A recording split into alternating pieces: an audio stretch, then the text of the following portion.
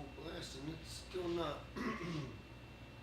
Oh my gosh, let me try turning on this vent. Open the window. Oh goodness. Oh my goodness, I didn't realize how high the humidity was. And here I'm boiling. I'm boiling chicken, and I didn't realize how much it was creating a steam fog, a steam room in here, and my humidity is going through the roof. Open a window, vent. I should turn the vent on, but I haven't plugged it. The microwave back in. It's like a trick one of the neighbor ladies told me. She was like, if you unplug the microwave, you don't draw as much power. Your electricity bill is a little lower. Sorry, the camera keeps moving around, following me, and I keep going beyond its point of where it can turn. Oh my goodness. I'm gonna turn this off a second because it's pretty noisy. So I'm gonna turn it off a second. And I'm trying to make this a shorter video. We're just trying to talk about the next part of my notes and stuff, and try to keep things moving along, and just we want to talk about life and learning and moving on. And this is a big part about life and moving on. No matter how messed up and tragic things are, we gotta learn from it, and move on, and just keep on keeping on. Oh man, we're not gonna forget. We're gonna remember, and we're just gonna remember by doing the Lord's will, doing what Jesus wants us to do, and that's what we have to do.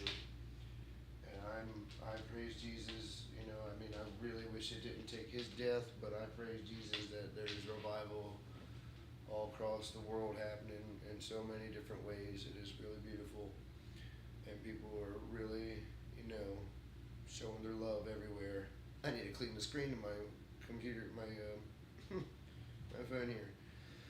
We talked about getting high last time.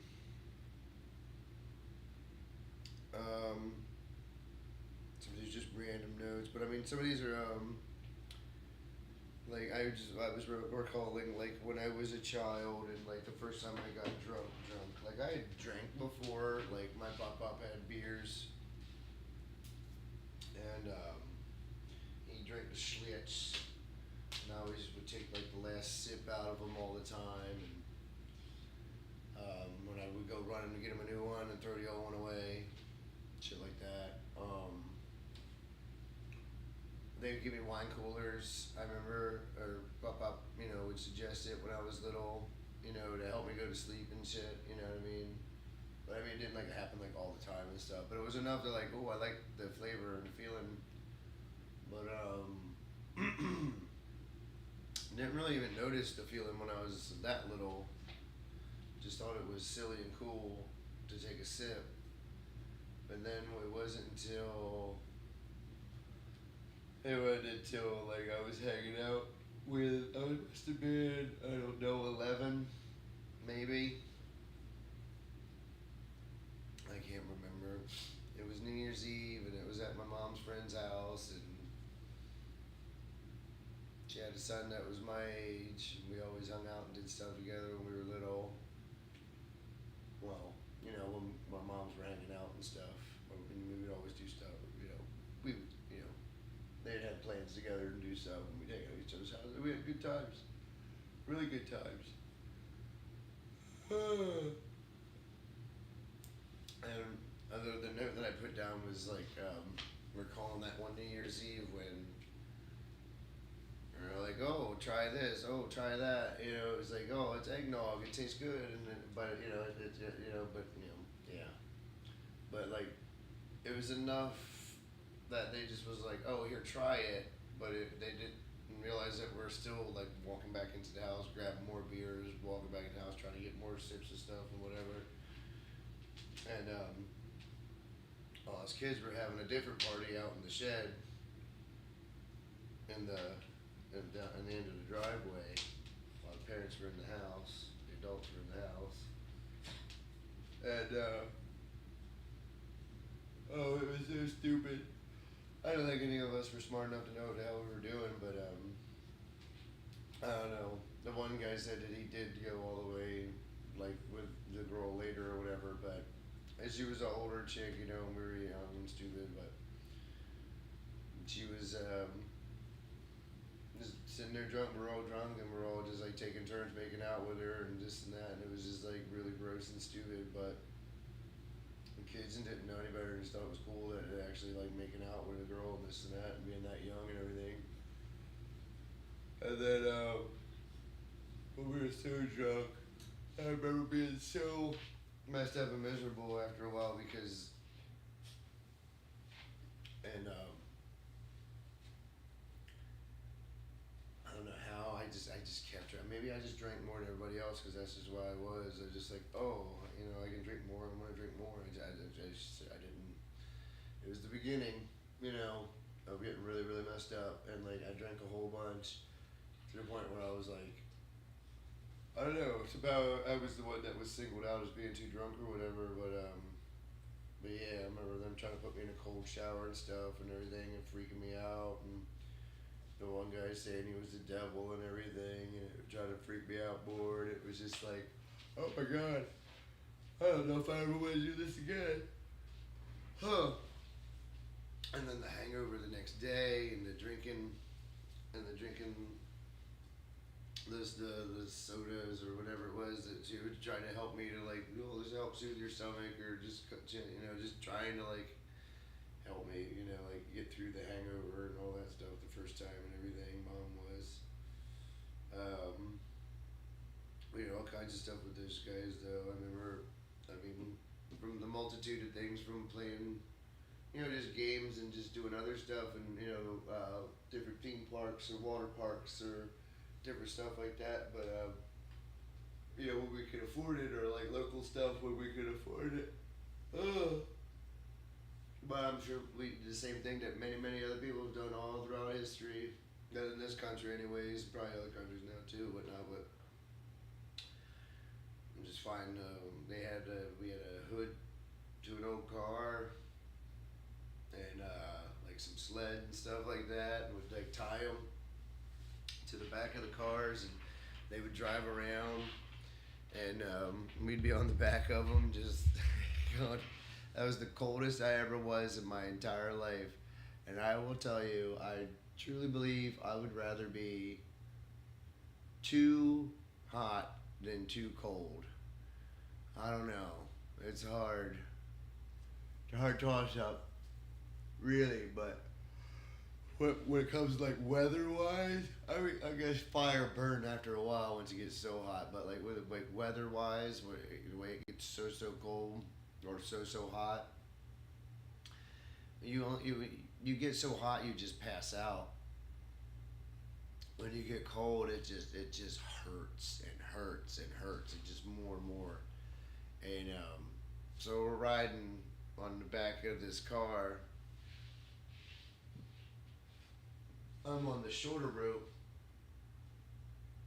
He's on the longer rope.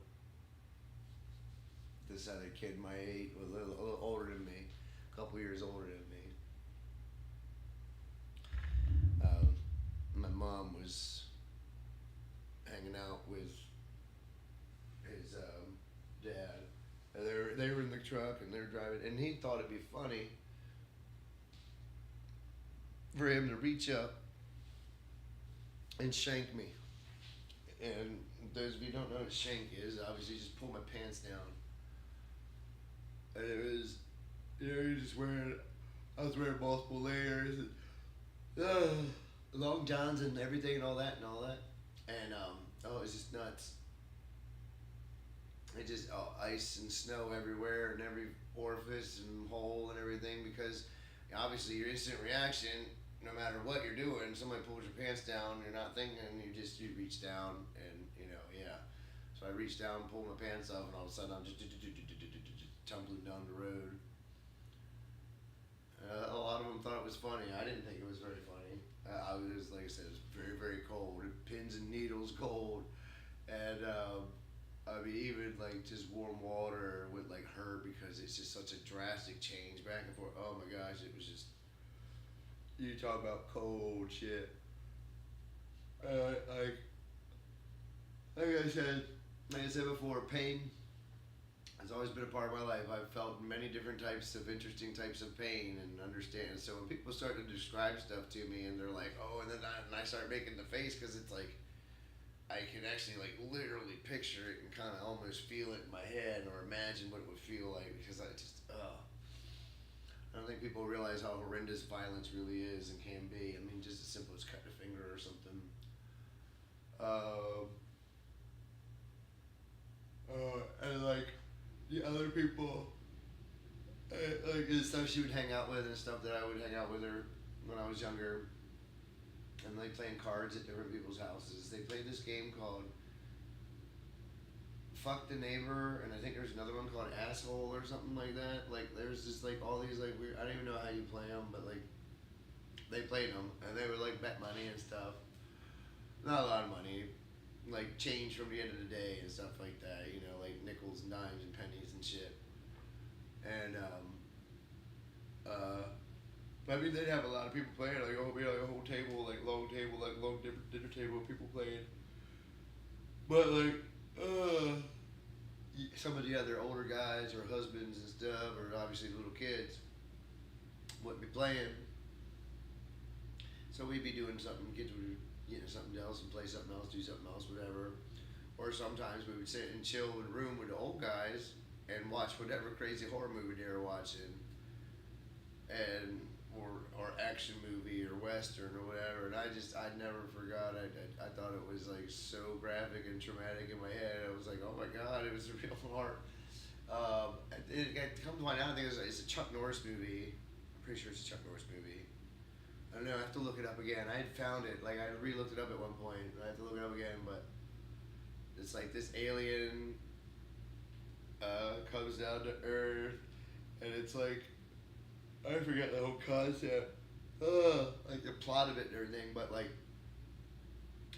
the alien would like this tube would come out of his wrist and like it would like suck all the blood like out of the person and like all this white stuff would go in and whatever. Da, da, da. I don't know. It was weird. I remember there was this one scene where like I think it was Chuck Norris. I'm pretty sure it's Chuck Norris. He's like hunting this alien thing down, or he doesn't know what it is yet, or whatever. He just thinks it's a guy, a crazy guy, and he's in this hotel room, and like he's like, oh, he had a lot of heart, and the guy like he like throws like a heart at him, and in my head I'm like, oh my god, he threw like a human heart at him. And my mom, and other people would like try to say, oh, it's a beef heart, and stuff like that, like I'm like, I want to eat that, like, because I was really freaked out. I'd seen like major action movies and crazy shit like RoboCop before I was in kindergarten. Like some shit was intense, but like the way it was delivered, it didn't seem to be as impactful as like some of the horror movies, like how they were.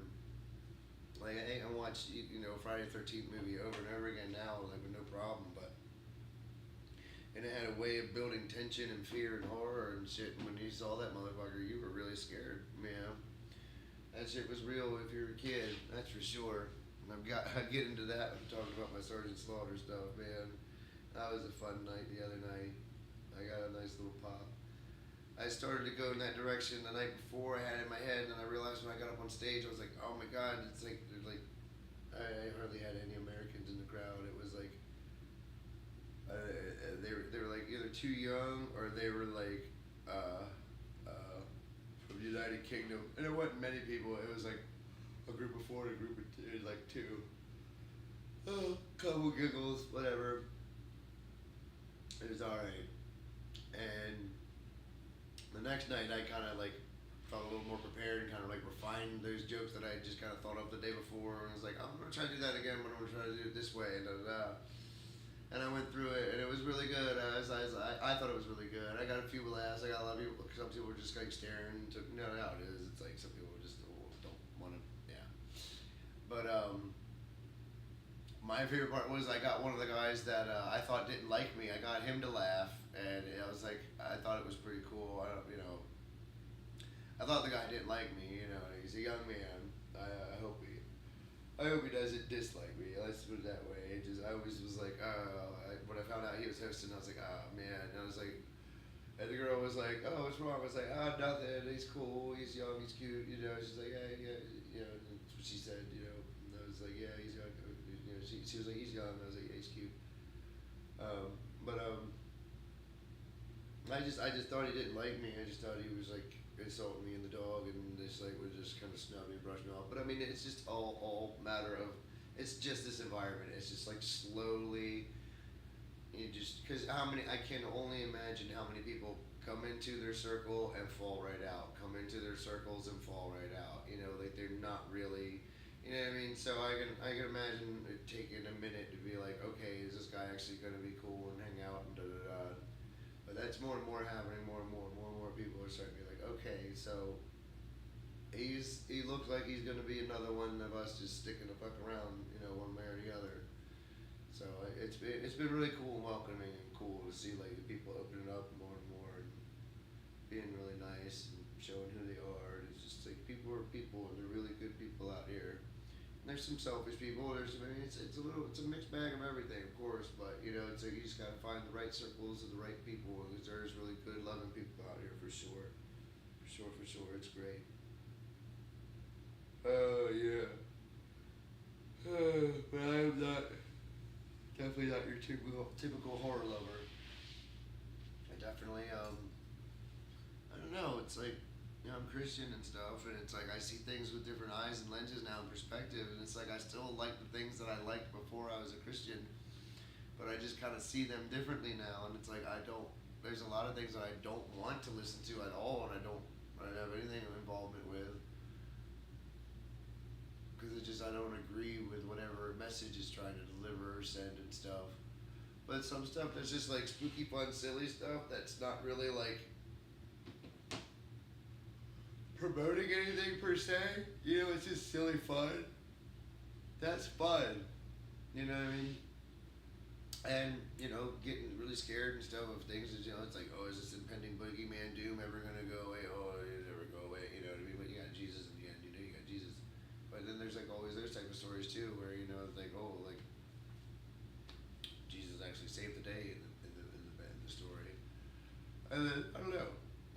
I've just always enjoyed the journey of a good story, and some of the best stories I've ever seen in my life are horror movies. I mean, and it's because it's such a freedom of expression genre where you can really go in any direction wherever you want to. Like the boundaries are limitless. You know, you can it's a major subset. Like you can do anything with horror. You know what I mean? You can make a horror romance. You can make horror within a horror film. You can have a romance, a comedy, and an action, all these elements you can have in a horror film. You know what I mean? They've done really well, and if you want, depending on what direction you want to go in, and what message do you want to try to kind of like, you know, you want to have like every good story has like some sort of message. The point is to not make the whole story the message and beating you over the head with it. And you know what I mean? Like tell a good fun story, have characters and stuff, and then like have a moral or something that the character learns or something. Because I mean that's where most stories really truly come from. You know, it's like I learned something in life. How can I write a story to explain this story to other people in a fun, different way to get them to understand that this is a fun, cool, interesting, different perspective to learn from and reason from and understand and get new information from. It's beautiful, man, and some people they don't realize like, but a lot of stuff that they consume today isn't created that way. It's like just manufactured to make you want to think and believe a certain way and not just even enjoy a story. It's just like here's some fun, silly colors and fucking pictures and crazy stuff happening, and let's beat this message over your head over and over again. You know, people putting the message before the story instead of the story before the message. There's another thing people get tired and sick of. I mean, that's from any aspect. Nobody wants to be beat over the head with anybody's ideology. I try to be open to anything. The only time I've opened my mouth to about out here to anybody about that stuff is when it seems like, oh, you're going in that direction? Well, I can go in that direction too. I thought somebody was going in that direction one day, and they weren't. And I was like, I thought that's what you guys were talking about. Never mind. But we're gonna keep it in time. I got through a couple notes. It was just one little paragraph of notes, really. You know, not even that much. I still got a whole bunch more I could get into And up next is my cousin's band and video games and more. How your ears change, and one of my favorite lines from my cousin: "Hell hath no fury like Matt playing Mega Man." All right. Thank you for your time and patience with me. God bless. Take care. Till next time.